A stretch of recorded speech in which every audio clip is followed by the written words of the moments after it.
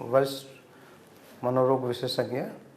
मैं राजस्थान सरकार में वरिष्ठ मनोरोग विशेषज्ञ पद से रिटायर 99 में हुआ था और उसके बाद मैंने मानसिक रोग के मरीजों के लिए ये अग्रवाल न्यूरो साइकेट्रिस्ट सेंटर की स्थापना 2004 में की। जब मैं सरकारी सेवा में था, राजकीय सेवाओं में, उस समय मैंने नोटिस किया कि जो मानसिक स्वास्थ्य और मनोरोगी जो पेशेंट्स होते हैं उनको सबसे ज़्यादा निगलेक्ट किया जाता है। बजट की सुविधाएं नहीं होती थी और उनको जो हम सुविधाएं देना चाहते थे कभी दे नहीं पाए। तो उसको ध्यान में रखते हुए और मैंने इसको अग्रवाल न्यूरो साइकेट्रिस्ट सेंटर का जवाहर कोटा में निर्माण करवाया और इसके अंदर वो सभी सुविधाएं मरीजों को देने की कोशिश की गई है जो उनको मिलनी चाहिए, जो उनका अधिकार है।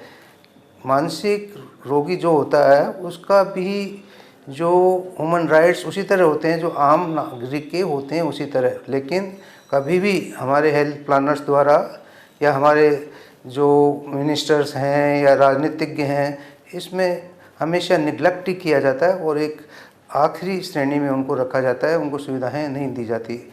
यदि आज का राजस्थान पत्रिका भी उठा के देखेंगे तो उसमें 4 स्टेट्स के बारे में लिखा है किस तरह मनोरोगियों को निगलेक्ट किया जाता है, किस तरह उनको बेड्स नहीं मिल रहे, किस तरह उनको कपड़े नहीं मिल रहे, किस खाने में ध्यान नहीं दिया जा रहा। तो ये सब आज की तारीख में भी विद्यमान है, लेकिन हमने कोशिश की है कि कम से कम उनके खर्चे के अंदर और मनोरोगी को बढ़िया से बढ़िया सुविधाएं, 5 स्टार सुविधाएं उनको मिले, उनका पूरा ह्यूमन राइट्स।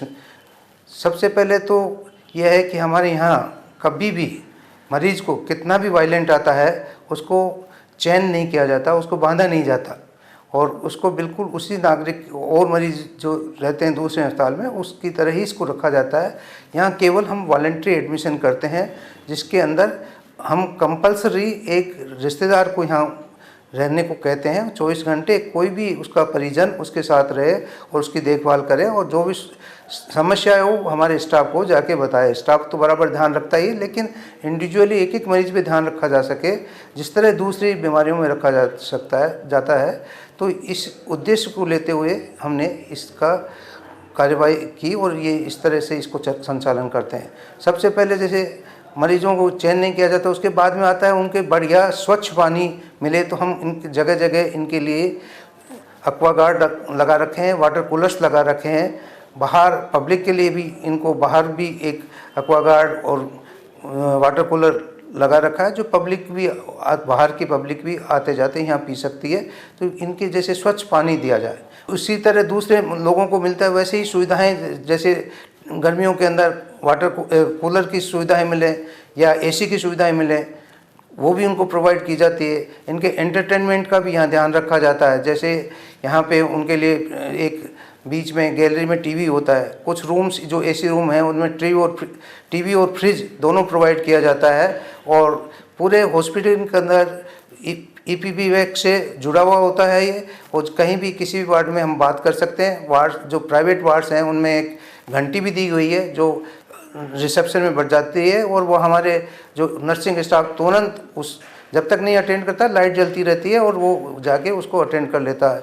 तो ये इस तरह और पावर बैकअप के लिए भी हमने यहाँ पे एक बड़ा जनरेटर 60 kV का जनरेटर पावर बैकअप के लिए भी लगा रखा है। तो कभी भी आज रात को भी जैसे 4 घंटे तक बिजली नहीं आई थी, बराबर उनको सुविधा मिलती रही।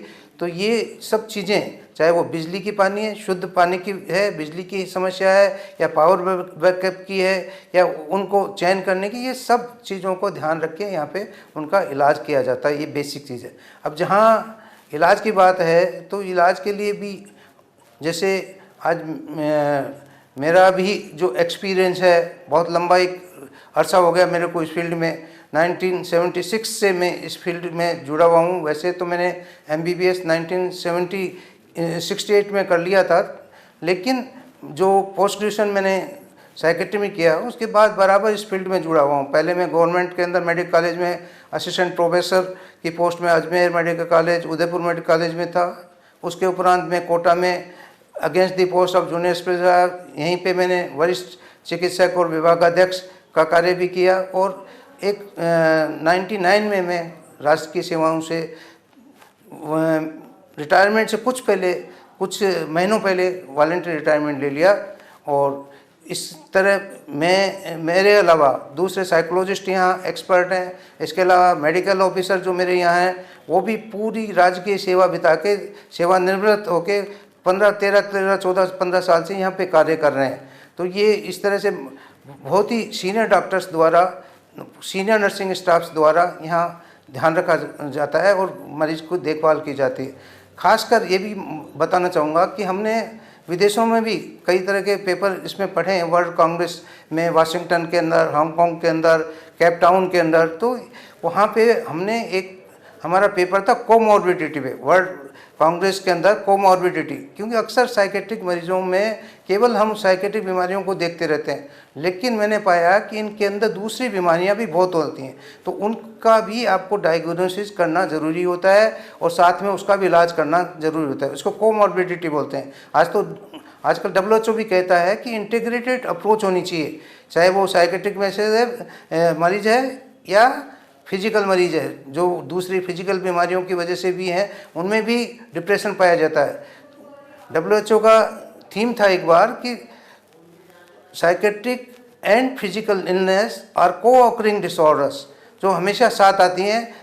यदि डिप्रेशन आता है तो हार्ट अटैक की संभावना, डायबिटीज की संभावना, थायराइड की संभावना इत्यादि बीमारियों की संभावना बढ़ जाती है। ठीक उसी प्रकार यदि हार्ट अटैक होता है, ब्लड प्रेशर होता है, डायबिटीज होती है, थायराइड होती है, उनमें डिप्रेशन या दूसरी साइकेट्रिक बीमारियों की संभावना बढ़ जाती है। इसलिए हम कोमॉर्बिडिटी पे स्पेशल ध्यान देते हैं। और जो केप टाउन में हमने पेपर पढ़ा था उसमें हमने थ्योरेटिकल नहीं, केवल हमारे मरीजों के अंदर जो पाई गई ऑब्जर्वेशंस थे उनको ही वहाँ पे प्रेजेंट किया गया था कि किस तरह हमने पाया, कितने मरीजों में हमारे कोमॉर्बिडिटी मिली। तो इस तरह की सुविधा भी यहाँ पे दी जाती है। हर तरह की मशीन हमारे पास है, जैसे हम मरीजों को ECT जो है वो भी हम लेटेस्ट तरीके से लगाते हैं। दवाइयों का इलाज तो लेटेस्ट तरीके से करते ही हैं, साइकोलॉजिकल इलाज भी करते हैं, साइकोलॉजिकल डायग्नोसिस भी करते हैं। साथ ही जो कभी ज़रूरत पड़ती है और उन मरीजों को जो बहुत वायलेंट होती हैं या डिप्रेशन के मरीज होते हैं, जो रेजिस्टेंट होते हैं, उनमें यदि कभी ECT देनी पड़ती है तो हम मॉडिफाइड तरीके से देते हैं। ब्रीफ पल्स मॉडिफाइड ECT का यहाँ यूज करते हैं। ब्रीफ पल्स का मतलब होता है कि मरीज जो साइन वेव में दोनों फालतू करंट दिमाग में फैलता था वो कट जाता है और ब्रीफ पल्स तरीके से ये ब्रेन में वो करंट जाता है, जिसकी वजह से न्यूरॉन का डैमेज नहीं होता। साथ ही में मॉडिफाइड का मतलब होता है मरीज को पहले शॉर्ट एक्टिंग एनेस्थीसिया देके बेहोश किया जाता है जैसे ऑपरेशन की तरह, फिर उसको बायल सपोर्टर से ऑक्सीजन दी जाती है और मसल रिलैक्सेंट दी जाती है, जिससे मरीज को कन्वल्जन्स नहीं आते। जो तरह तरह के हाथ पैर फेंकता है मरीज, जो दिखाते हैं टीवी और सीरियल्स में, वो अब नहीं होता। और ये मरीज को इस तरह से कोई शारीरिक जो डिस्क प्रोलैप्स वगैरह होता था या कोई फ्रैक्चर हो जाता था, डिसलोकेशन, वो भी मिनिमाइज हो जाता है। इसके लिए तो ये तरीका ब्रीफ पल्स मॉडिफाइड का हम यूज करते हैं। इसके अलावा हमारे बायोफ्लूइड रिलैक्सेशन मशीन्स भी हैं, तो स्ट्रेस से रिलेटेड लोग आते हैं वो उस पर रिलैक्स होना सीख जाते हैं और धीरे धीरे बिना मशीन से वो रिलैक्स होना सीख जाते हैं। इसलिए साइकोथेरेपी वगैरह हमारे यहाँ दी जाती है। और कॉग्निटिव बिहेवियर थेरेपी वगैरह ऑब्सेसिव मरीज जो होते हैं या दूसरे मरीज होते हैं उनको भी दी जाती है। एक्सरे की सुविधा हमारे 500 mA की एक्सरे मशीन भी हमारे यहाँ है। ECG मशीन 12 चैनल की जो है लेटेस्ट, वो भी हमारे यहाँ मरीजों को दूसरे कोमॉर्बिडिटी और दूसरे टेस्ट के लिए यूज की जाती है। पैथोलॉजिकल इन्वेस्टिगेशन हमारे यहाँ से लेके लेबोरेटरी में भेज दिए जाते हैं और कुछ ही घंटों में उनकी रिपोर्ट हमारे पास आ जाती है। जो ब्रेन में कभी कभी एपिलेप्सी के केस या दूसरे केस होते हैं, उनके लिए जो है हमारे पास ब्रेन मैपिंग और EEG की सुविधा भी यहाँ उपलब्ध है। किसी को ज़रूरत हो तो उसमें स्लीप एपनिया के लिए भी कभी हमें देखना हो तो वो भी फैसिलिटी हमारे यहाँ उपलब्ध है। साथ में जो मरीज़ हैं उनके जो रिश्तेदार या केयर गिवर्स हैं उनको भी समय समय पे जानकारी दी जाती है और उनको हर महीने 1-2 प्रोग्राम हम ऐसे करते हैं बरसों से कि जो उनको केयर गिवर्स को समझाया जाता है बीमारियों के बारे में कि ये बीमारियां क्यों होती हैं, अंधविश्वास क्या होते हैं, किस तरह से हम इनको रोक सकते हैं। और यदि हम अंधविश्वासों में चले जाते हैं और समय पे इलाज नहीं कराते तो छोटी सी बीमारी हमारी बड़ी हो जाती है, जिसकी वजह से उसका फाइनेंशियल बर्डन और सोशल बर्डन दोनों बढ़ जाता है। तो ये परिवार पे भी बढ़ता है और देश के पूरे देश पे भी होता है, क्योंकि परिवार ही देश की यूनिट होती है। तो ये इस तरह की यदि बर्डन से बचना है तो उनको समझाया जाता है कि जल्दी से जल्दी मरीज को रिकॉग्नाइज करके रेगुलर इलाज करना चाहिए। बीच बीच में इलाज छोड़ने से समस्याएं बढ़ जाती हैं, रिकर हो जाते हैं। तो इस तरह के अवेयरनेस प्रोग्राम भी यहाँ इस सेंटर द्वारा बराबर पिछले जब से स्थापना हुई जब से किए जा रहे हैं। और उसके अलावा जब सरकारी में थे हम जब भी अनेक तरह के कैंपों में जाके इस तरह के मरीजों को स्क्रीन करते थे और अवेयरनेस प्रोग्राम गांव-गांव, ढाणी-ढाणी, स्लम्स एरिया में हम जाके करते हैं। और मेरे को ये बताते हुए गर्व की बात है कि जो ग्रास रूट वर्क हमने किया वर्षों तक, हम इसको अपने आप में बहुत कम समझते थे, लेकिन 2005 में मजाक मजाक में हमने एक अवार्ड के लिए वर्ल्ड फेडरेशन मेंटल हेल्थ को अप्लाई कर दिया।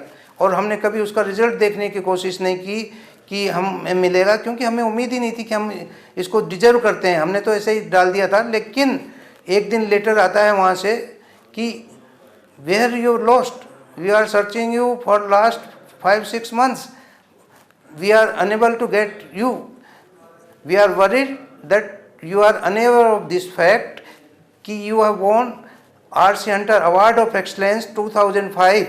We will appreciate if you come to Hong Kong and receive this award. मेरा तो ये 2005 का जो अवार्ड है 2007 अगस्त में हमें हांगकांग के अंदर दिया गया, जिसके अंदर 100 कंट्रीज से एंट्रीज थी। और इसके बाद में 2007 का अवार्ड 2009 में हमें एथेंस में दोबारा दिया गया और उसमें भी बहुत सारे देशों से थी। 2006 का अवार्ड बीच में मिनिस्ट्री ऑफ सऊदी अरबिया को दिया गया था। तो इतना बड़ा अवार्ड जो हमें ग्रास रूट वर्क के लिए मिला, उसके बाद में हमारा मोरल और हाई हो गया, हमें उससे प्रेरणा मिली और हम ग्रास रूट वर्क और बढ़ा दिया। हम छोटी छोटी जगह पे जाके हर जगह इसकी बात करते हैं। और मैं तो ये बताना चाहूँगा कि जो काम हमने पहले स्टार्ट किया था, इसमें बहुत सारे एक्सपेरिमेंट हमने किए कि आम आदमी, हमने इंटरनेशनली भी हमारे एक्सपीरियंस को बताया। रिसेंटली अभी पिछली मई में हम श्रीलंका में हमारा कोटा एक्सपीरियंस कम्युनिटी साइकेट्री का बता के आए हैं और एज ए फैकल्टी। तो ये जो हमने इस पे जो जिस तरह के पब्लिक अवेयरनेस के प्रोग्राम पे एक्सपेरिमेंट किए, जैसे मेले में प्रदर्शनी लगाना, जैसे यहाँ दशहरा मेला 1 महीने चलता है तो 1 महीने तक बराबर 4 घंटे वहाँ रात को 8 से 12 खड़े होकर लोगों को ज्ञान देना, इस तरह की प्रदर्शनियाँ लगाना। गांव पुष्कर में लगाई, सोनकच्छ में लगाई और जगह जगह दूसरे स्टेट्स में भी जाके लगी। गवर्नमेंट के जो प्रोग्राम चले बिल्ड इंडिया, उसमें जगह जगह कई जगह जाके हमने प्रदर्शनियाँ लगाई और वो उसको हमने इंटरनेशनल लेवल पे भी पहुंचाया, WHO तक भी पहुंचाया, वर्ल्ड फेडरेशन मेंटल हेल्थ में भी पहुंचाया। इस पे पेपर्स भी पढ़े कि how you can reach common man, कैसे हम एयर कंडीशन कमरों में आम आदमी को नहीं पकड़ सकते, हम पकड़ सकते हैं कैसे, किस तरह इस तरह के मेले खेले में हम पकड़ सकते हैं, खेत में पकड़ सकते हैं, फार्म हाउस पे पकड़ सकते हैं, गाँव ढाणियों में जाके पकड़ सकते हैं। और इस तरह के जो एक्सपेरिमेंट हमने किए, जो रैलियाँ हमने निकाली जिसकी वर्ल्ड लेवल पे धूम थी, जिस तरह का हमने दशहरे मेले में हेलियम का जो गुब्बारा छोड़ा 1 महीने तक, वो आज इस समय जो वर्ल्ड फेडरेशन मेंटल हेल्थ की फेसबुक पे बना हुआ है और पिछले 2-3 साल से जो Facebook world federation mental health पे बना था, उस पर सारी एक्टिविटी हमारी दी हुई थी। तो हमारे यहाँ की कोटा की एक्टिविटी वहाँ पे दी हुई थी। तो ये अवेयरनेस, ग्रास रूट अवेयरनेस करते हैं। इसके अलावा जो गर्व की बात यह है कि जब वर्ल्ड फेडरेशन मेंटल हेल्थ प्रत्येक वर्ष एक जो वर्ल्ड मेंटल हेल्थ डे और वीक मनाता है, 4 अक्टूबर से 10 अक्टूबर तक वर्ल्ड मेंटल हेल्थ वीक होता है और 10 अक्टूबर को वर्ल्ड मेंटल हेल्थ डे जो पूरे विश्व में 92 से मनाया जाता है, जो इनके नाम से अवार्ड है, sir R.C. Hunter award of excellence के जो जिनके मेमोरी में होता है, वो सर हंटर ने पहली बार आइडिया दिया था कि हम यूनिफाइड तरीके से अवेयरनेस करें और प्रत्येक वर्ष एक थीम निकालें और उस थीम के अंदर world federation mental health, WHO और संस्थाएं पूरे वर्ल्ड की मिलके एक मटेरियल 80-100 पेज का हर साल तैयार करते हैं और वो हार्ड कॉपी में भी वर्ड में सप्लाई करते हैं। उसके अलावा वेबसाइट पे भी होता है www.wfms.org पे प्रत्येक वर्ष वो मिलता है। तो ये कुछ लैंग्वेज में निकलता था। हमने 9 साल पहले, मतलब 12 साल पहले हमने उनको कहना चालू किया था। 3 साल तक हम कोशिश करते रहे कि हिंदी भी इसमें इंक्लूड किया जाए। आखिर में वर्ल्ड फेडरेशन मेंटल हेल्थ 3 साल बाद एग्री हो गई इस शर्त पे कि हम उनको फ्री में ट्रांसलेशन करके वहाँ पे देंगे। और गर्व की बात है कि पिछले 9 साल से ये अग्रवाल न्यूरोसाइकियाट्री सेंटर द्वारा ये ट्रांसलेशन करके वर्ल्ड लेवल पर दिया जाता है, जो ग्लोबली डिस्ट्रीब्यूट होता है। पिछले साल world federation mental health day के 10 अक्टूबर के दिन हमें मैसेज आया, फ्लैशिंग मेल हमारे पास आए कि आज 918 लोगों ने एक दिन में इसको डाउनलोड किया। तो यह एक गर्व की बात है कि उससे इतने लोग फ़ायदा उठाते हैं। और उनमें ज़्यादातर साइकेट्रिस्ट थे, उनको रेडीमेड मैटर मिलता है तो वो पब्लिश करके आम आदमी तक पहुंचाते हैं। तो ये बराबर 9 साल से कार्य भी इस सेंटर द्वारा, हमारे द्वारा free of the cost world level पर किया जा रहा है। इसके अलावा जो रोटरी के माध्यम से या दूसरी संस्थाओं के माध्यम से शहर की जितनी संस्थाएं हैं वो उनसे हम जुड़े हुए हैं, वो हमसे जुड़ी हुई हैं। और वो आज कोटा की धरती पे वर्ल्ड फेडरेशन मेंटल हेल्थ के जो प्रोग्राम्स हैं, जितनी अवेयरनेस उनकी फैलाई जाती है विश्व में कहीं नहीं फैलाई जाती। आज एनजीओ के सदस्य 10 अक्टूबर के बारे में मेरे से पहले से आके पूछते हैं क्या प्रोग्राम है, किस तरह। रोटरी के अंदर हमने मल्टी डिस्ट्रिक्ट मीट और इंटरसिटी मीट जो पहले कभी कहीं नहीं हुई, केप टाउन के प्रेसिडेंट मेरे को वहाँ पे जो वर्ल्ड फेडरेशन मेंटल हेल्थ की प्रेसिडेंट थी, उन्होंने मेरी जो प्रेजेंटेशन देखा तो उनके हस्बैंड बोले कि वो भी रोटरियन थे कि हमने इस तरह का कभी सोचा ही नहीं। हम रोटरी के माध्यम से, लायंस के माध्यम से, सबके माध्यम से अवेयरनेस फैलाते हैं। और वर्ल्ड मेंटल हेल्थ डे के दिन मल्टी डिस्ट्रिक्ट मीट और इंटरसिटी मीट हिंदुस्तान में पहली बार कोटा की धरती पे की गई हैं और प्रत्येक वर्ष की जाती हैं। इस साल भी 10 अक्टूबर को हमारे जो न्यायिक प्राधिकरण डिपार्टमेंट है, रोटरी क्लब कोटा नॉर्थ और अग्रवाल न्यूरोसाइकियाट्री सेंटर ने डिस्ट्रिक्ट 3052 और डिस्ट्रिक्ट 30 रोटरी डिस्ट्रिक्ट 3040 की मल्टी डिस्ट्रिक्ट मीट यहाँ कोटा की में मैनाल रेजिडेंसी में आयोजित की थी, जिसमें काफ़ी संख्या में रोटरियंस, शहर के सारे एनजीओज और जिला यहाँ पे जो जुडिशरी डिपार्टमेंट के सभी अधिकारी, डिविजनल कमिश्नर साहब और रोटरी गवर्नर्स दो सब आए और वहाँ पे इस मैसेज को लेके गए और आगे तक बढ़ाने का जिम्मा। तो इस तरह की जो अवेयरनेस प्रोग्राम्स हैं, ये हमारा उद्देश्य है कि हम इसको आगे बढ़ाएं। और इसी को लेते हुए इस साल WHO ने इससे सिमिलर जो वर्ल्ड हेल्थ डे 7 अप्रैल को प्रत्येक वर्ष मनाया जाता है। और उस वर्ल्ड के अंदर कोई भी सब्जेक्ट जो इस साल में काम करने के लिए WHO देता है उस पर काम है। मेरे को गर्व की बात है कि इस साल WHO ने सोचा कि क्यों नहीं हम डिप्रेशन पे बात करें। और डिप्रेशन, उसका इस साल का जो थीम है depression let us talk about it, मतलब डिप्रेशन के बारे में बात करें जब भी सोशल स्टिग्मा खत्म हो सकता है, अन्यथा नहीं। तो ये काम हम बहुत पहले से कर रहे हैं और इसको पूरे साल हम करेंगे, क्योंकि डिप्रेशन एक ऐसी बीमारी है जो आसानी से पहचान में नहीं आती, सबसे ज़्यादा मिस होती है और मिस भी कभी पहचान भी ले जाती है तो सही तरीके से उसका इलाज नहीं होता। लोग इसके बारे में तरह तरह की गलत धारणाएं, उन सब को दूर करने के लिए हम इस पूरे साल भर प्रयास हम तो करते ही रहते हैं। इस साल और WHO की गाइडलाइंस के अनुसार इसमें कार्य करेंगे। और WHO ने पूरे वर्ल्ड में बीड़ा उठाया है कि डिप्रेशन के साथ लगा हुआ स्टिग्मा कम हो, इसलिए depression let us talk about it नारा इस साल का दिया है। 2001 के बाद में वर्ल्ड कोई भी वर्ल्ड मेंटल हेल्थ संबंधी नारा ईयर अभी डिक्लेयर किया गया है। इससे पहले आइसोलेशन पे था 2001 के अंदर, उसके बाद दूसरे सब्जेक्ट्स आते रहे, पर इस साल जो सब्जेक्ट है डिप्रेशन से रिलेटेड है, मेंटल हेल्थ से रिलेटेड है। तो हमें इस पर हमारा सेंटर सभी संस्थाओं को साथ लेके कार्य करेगा। कोटा जो है एक इंडिया के अंदर एक स्पेशल रूप से जाना जाता है। वो यहाँ की कोचिंग के लिए जाना जाता है। यहाँ कोचिंग होती है, यहाँ पे IIT और मेडिकल एडमिशन के लिए कोचिंग होती है।